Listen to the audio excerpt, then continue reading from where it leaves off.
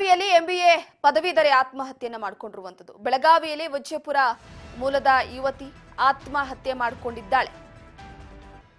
Phone receive ಮಾಡಿದೆ, ತದನಂತರ ಆಕೆ ಪಿಜಿಗೆ ಬಂದಿದ್ದಾಳೆ. ಐಶ್ವರ್ಯ ಫೋನ್ ರಿಸೀವ್ ಮಾಡಿಲ್ಲ. ಫೋನ್ ಇದ್ದಕ್ಕಿದ್ದಾಗೆ ಕಟ್ ಆಯ್ತಲ್ಲ, ಸೊ ಅವನಿಗೆ ಸ್ವಲ್ಪ ಅನುಮಾನ ಬಂದಿದೆ, ಭಯ ಆಗಿದೆ. ಅದಾದ ತಕ್ಷಣ ಗೆಳೆಯ ಪಿಜಿಗೆ ಬಂದಿದ್ದಾನೆ. ಐಶ್ವರ್ಯ ಸ್ನೇಹಿತ ಪಿಜಿ ರೂಮ್ನ ಬಾಗಿಲು ಒಡೆದು ನೋಡಿದಾಗ ಐಶ್ವರ್ಯ ಸೂಸೈಡ್ ಮಾಡಿಕೊಂಡಿರುವಂತದ್ದು. ಆತ್ಮಹತ್ಯೆಗೂ ಮುನ್ನ ತನ್ನ ಸ್ನೇಹಿತನಿಗೆ ಕರೆ ಮಾಡಿದ್ದಾಳೆ ಆಕೆ. ಕರೆ ಮಾಡಿದ ನಂತರ ಸ್ವಲ್ಪ ಮಾತಾಡಿ ಕಾಲ್ ಕಟ್ ಮಾಡಿದ್ದಾಳೆ. ಆಕೆಯ ಸಾವಿಗೆ ಲವ್ ಬ್ರೇಕಪ್ಪೇ ಕಾರಣವಾಯ್ತಾ ಅನ್ನುವಂಥದ್ದು ಸದ್ಯಕ್ಕೆ ಪ್ರಶ್ನೆಯಾಗಿ ಕಾಡ್ತಾ ಇದೆ. ಗಮನಿಸ್ತಾ ಇರಬಹುದು, ಆತ ಓಡೋಡಿ ಬರ್ತಾ ಇರೋದನ್ನ. ಆಕೆ ಫೋನ್ ರಿಸೀವ್ ಮಾಡಿಲ್ಲ. ರಿಸೀವ್ ಮಾಡದೇ ಇದ್ದಿದ್ದಕ್ಕೆ ಆತ ಓಡೋಡಿ ಬಂದಿದ್ದಾನೆ. ಬಂದ ತಕ್ಷಣ ನೋಡಿದ್ರೆ ಆಕೆ ನೇಣು ಬಿಗಿದ ಸ್ಥಿತಿಯಲ್ಲಿ ಕಂಡಿರುವಂಥದ್ದು. ಮೃತ ಐಶ್ವರ್ಯ ಸ್ನೇಹಿತ ಪಿಜಿಗೆ ಬರೋ ದೃಶ್ಯ ಸಿಸಿಟಿವಿಯಲ್ಲಿ ಸೆರೆಯಾಗಿದೆ. ಆ ಸಿಸಿಟಿವಿಯ ದೃಶ್ಯವನ್ನ ಒಮ್ಮೆ ಗಮನಿಸಬಹುದು ನೀವು. ಆಕೆ ಕೂತು ಏನೋ ಮಾತನಾಡಿದ್ದಾಳೆ ಸ್ನೇಹಿತನ ಜೊತೆ. ಕೆಲವೊಂದಿಷ್ಟು ಮಾಹಿತಿಯನ್ನು ಹಂಚಿಕೊಂಡಿರ್ತಾಳೆ. ನೋಡಿ, ಗಮನಿಸ್ತಾ ಇರಬಹುದು ಆಕೆ ಮೇಲೋಗ್ತಾ ಇರೋದನ್ನ. ಫೇಸ್ ಅಲ್ಲಿ ಡಿಪ್ರೆಸ್ ಅನ್ನುವಂತಹ ಒಂದು ಲಕ್ಷಣ ಕಾಣ್ತಾ ಇದೆ. ಸೊ ಲವ್ ಬ್ರೇಕಪ್ಪೇ ಕಾರಣವಾಗಿರಬಹುದು ಅನ್ನುವಂಥದ್ದು. ಕೆಲಸ ಹುಡ್ಕೊಂಡ್ ಬಂದಂತವಳು ಈಗ ನೇಣಿಗೆ ಶರಣಾಗಿರುವಂಥದ್ದು ಯುವತಿ. ಮೃತ ಐಶ್ವರ್ಯಳ ಸ್ನೇಹಿತ ಓಡೋಡಿ ಬಂದಿದ್ದಾರೆ ಆಕೆಯನ್ನ ನೋಡ್ಬೇಕು ಅಂತ. ಗಮನಿಸ್ತಾ ಇರ್ಬೋದು ನೋಡಿ, ಅಲ್ಲೇ ಆತ ಸಿಸಿಟಿವಿ ದೃಶ್ಯವನ್ನ ನೀವು ಗಮನಿಸಬಹುದು. ಸೀದಾ ಮೆಟ್ಲ ಮೇಲೆ ಹತ್ತು ಬಂದಿದ್ದಾನೆ. ಅದರ ದೃಶ್ಯ ಸಿಸಿಟಿವಿಯಲ್ಲಿ ಸೆರೆಯಾಗಿದೆ. ಐಶ್ವರ್ಯ ಕಾಲ್ ಡೀಟೇಲ್ಸ್ ಪರಿಶೀಲನೆಗೆ ಮುಂದಾಗಿದ್ದಾರೆ ಪೊಲೀಸರೀಗ. ಪಿಜಿಗೆ ಬಂದು ಹೋಗಿದ್ದಾನೆ ಸ್ನೇಹಿತ. ಆತನ ಶೋಧ ಕಾರ್ಯವನ್ನ ನಡೆಸ್ತಾ ಇದ್ದಾರೆ ಪೊಲೀಸರು. ಇಬ್ಬರ ನಡುವೆ ಇರುವ ಸಂಬಂಧದ ಬಗ್ಗೆ ಖಾಕಿ ಶೋಧ ಕಾರ್ಯವನ್ನ ನಡೆಸ್ತಾ ಇರೋದು. ಇವನು ಸ್ನೇಹಿತನ ಅಥವಾ ಇವನೇ ಬಾಯ್ ಫ್ರೆಂಡ್ ಇರ್ಬೋದಾ ಏನು ಎತ್ತ ಅನ್ನುವ ವಿಚಾರಕ್ಕೆ ಸಂಬಂಧಪಟ್ಟಂತೆ ಪೊಲೀಸರು ತನಿಖೆ. ಈಗಾಗಲೇ ಆಕೆಯ ಹಿನ್ನೆಲೆ ಹಾಗೆ ಆತನ ಹಿನ್ನೆಲೆ ಎಲ್ಲವನ್ನ ಕೂಡ ಪೊಲೀಸ್ನವರು ಪರಿಶೀಲಿಸ್ತಾ ಇದ್ದಾರೆ. ಜೊತೆಗೆ ಸ್ವಲ್ಪ ಬೇಗ ಬಂದಿದ್ರು ಕೂಡ ಈಕೆ ಪ್ರಾಣ ಉಳಿತಿತ್ತೇನೋ ಆಕೆಯ ಸ್ನೇಹಿತ. ಇದ್ರ ಬಗ್ಗೆ ಮತ್ತಷ್ಟು ಮಾಹಿತಿ ಕೊಡ್ತಾರೆ ನಮ್ಮ ಪ್ರತಿನಿಧಿ ಮಂಜುನಾಥ್ ಸಂಪರ್ಕದಲ್ಲಿದ್ದಾರೆ. ಮಂಜುನಾಥ್, ಐಶ್ವರ್ಯ ಅನ್ನುವಂತ ಯುವತಿ ಪಿಜಿಯಲ್ಲಿ ನೇಣಿಗೆ ಶರಣಾಗಿರುವಂತದ್ದು ಏನ್ ಕಾರಣ ಇರ್ಬೋದು? ಲವ್ ಬ್ರೇಕಪ್ ಇರ್ಬೋದು ಅಂತ ಹೇಳಲಾಗ್ತಾ ಇದೆ. ಅದರ ನಿಖರವಾದಂತಹ ಕಾರಣ ಏನು? ಆಕೆಯ ಸ್ನೇಹಿತ ಆತನ ಸುಳಿವೇನಾದ್ರೂ ಸಿಕ್ಕಿದೆಯಾ? ಪೊಲೀಸರ ತನಿಖೆ ಯಾವ ರೀತಿ ನಡೀತಾ ಇದೆ? ಇದ್ರ ಬಗ್ಗೆ ಮಾಹಿತಿ ಕೊಡೋದಾದ್ರೆ ಮಂಜುನಾಥ್. ರೂಪ, ಸದ್ಯ ಹೇಳ್ಬೇಕಂದ್ರೆ ಬೆಳಗಾವಿ ನಗರದ ಏನು ಒಂದು ಪಿಜಿ ಇರುತ್ತೆ, ಆ ಪಿಜಿಯಲ್ಲಿ ಏನು ಯುವತಿ ಇರ್ತಾಳೆ, ಐಶ್ವರ್ಯ ಯುವತಿ ಏನು ವಾಸವಾಗಿರ್ತಾಳೆ. ಆದ್ರೆ ನಿನ್ನೆ ರಾತ್ರಿ ಅಂದ್ರೆ ಏಕಾಏಕಿ ತನ್ನ ಗೆಳತಿಯೊಂದಿಗೆ ಅಂದ್ರೆ ಕೆಳಗಡೆ ಅಂದ್ರೆ ರೂಮ್ಗೆ ಹೋಗುವ ಮುಂಚೆ ಕೆಳಗಡೆ ಮಾತುಕತೆ ಮಾಡ್ತಾಳೆ.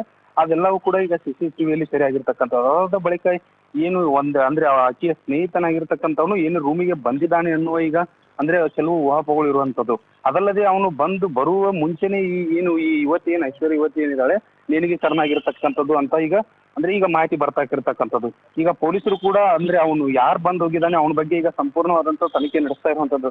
ಅದಲ್ಲದೆ ಈಗ ಅಲ್ಲಿ ಆ ಯುವತಿ ಜೊತೆ ಏನಿರ್ತಾಳೆ ಅವ್ರನ್ನೂ ಕೂಡ ಈಗ ಸಂಪೂರ್ಣವಾಗಿ ಈಗ ತನಿಖೆಗೆ ಒಳಪಡಿಸಿರ್ತಕ್ಕಂಥದ್ದು. ಈಗ ಸದ್ಯ ಇದು APMC ಏನ್ ಪೊಲೀಸ್ ಇದ್ದಾರೆ ಇದ್ರ ಬಗ್ಗೆ ಅತ್ಯಂತ ಚುರುಕಿನ ತನಿಖೆ ನಡೆಸಿದ್ದಾರೆ ಅಂತಾನೆ ಹೇಳ್ಬೋದು ರೂಪ. ಪ್ರಮುಖವಾಗಿ ಈಗ ಆಕೆ ಕೆಲಸ ಮಾಡ್ತಾ ಇದ್ಲ ಅಥವಾ ಕೆಲಸಕ್ಕೋಸ್ಕರ ಹುಡುಕಾಟವನ್ನ ನಡೆಸ್ತಾ ಇದ್ಲ? ಹಾಗೆ ಪಿಜಿ ಅಂದ್ಮೇಲೆ ಆಕೆಯ ರೂಮ್ಮೇಟ್ಸ್ ಕೂಡ ಇರ್ತಾರೆ, ಅವ್ರೇನಾದ್ರೂ ಮಾಹಿತಿಯನ್ನ ಕೊಟ್ಟಿದ್ದಾರಾ? ಏನ್ ಇದ್ರ ಬಗ್ಗೆ ಮಾಹಿತಿ ಲಭ್ಯವಾಗಿದೆಯಾ?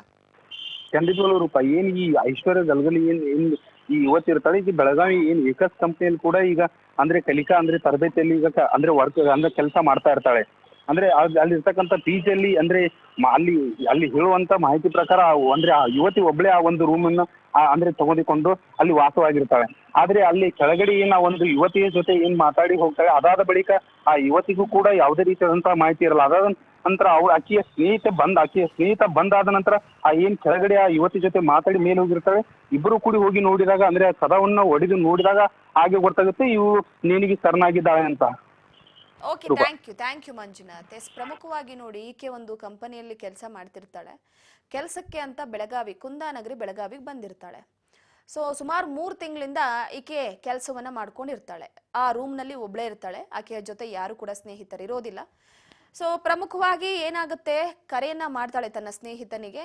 ಏನೋ ವಿಚಾರಗಳು ನಡೆದಿರುತ್ತೆ. ಅದಾದ ನಂತರವಾಗಿ ಕರೆ ಕಟ್ ಮಾಡ್ತಾಳೆ. ಏಕಾಏಕಿಯಾಗಿ ಕಟ್ ಮಾಡಿದ ನಂತರ ಆಕೆ ಫೋನ್ ರಿಸೀವ್ ಮಾಡೋದಿಲ್ಲ ತನ್ನ ಸ್ನೇಹಿತ ಮತ್ತೆ ರಿಟರ್ನ್ ಕಾಲ್ ಮಾಡದಂತ ಸಂದರ್ಭದಲ್ಲಿ. ಯಾಕೆ ಫೋನ್ ರಿಸೀವ್ ಮಾಡ್ತಿಲ್ವಲ್ಲ ಅಂತ ಆತ ಏಕಾಏಕಿಯಾಗಿ PG ಹತ್ರ ಬರ್ತಾನೆ. ಆಕೆ ಕೆಳಗಡೆ ಕೂತು ತನ್ನ ಸ್ನೇಹಿತೆಯ ಜೊತೆ ಮಾತಾಡ್ತಾ ಇದ್ದಾಗ ಬೆಳಕಿತ್ತು.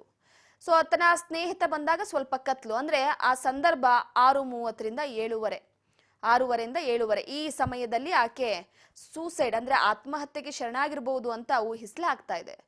ಸೊ ಯಾವಾಗ ತನ್ನ ಗೆಳತಿ ಫೋನ್ ರಿಸೀವ್ ಮಾಡಿಲ್ವೋ ಸೀದಾ PGಗೆ ಬಂದವನ್ ಮೇಲ್ ಹೋಗಿದ್ದಾನೆ. ಬಾಗ್ಲು ತಟ್ಟಿದ್ರು ಕೂಡ ತೆಗೆದೇ ಇದ್ದಿದ್ದಕ್ಕೆ ಆತ ಬಾಗ್ಲು ಹೊಡೆಯುವಂತ ಪರಿಸ್ಥಿತಿ ಬಂದಿದೆ.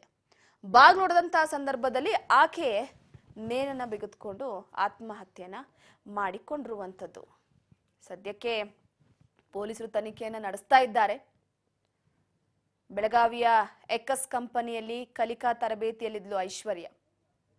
ನಿನ್ನೆ ಸಂಜೆ 6:30ರಿಂದ 7:30 ಈ ಅವಧಿಯಲ್ಲಿ ಸಂಜೆ ಆತ್ಮಹತ್ಯೆಗೆ ಶರಣಾಗಿರಬಹುದು ಅನ್ನುವಂಥದ್ದು ಮೊದಲೇ ಹೇಳಿದ ರೀತಿ.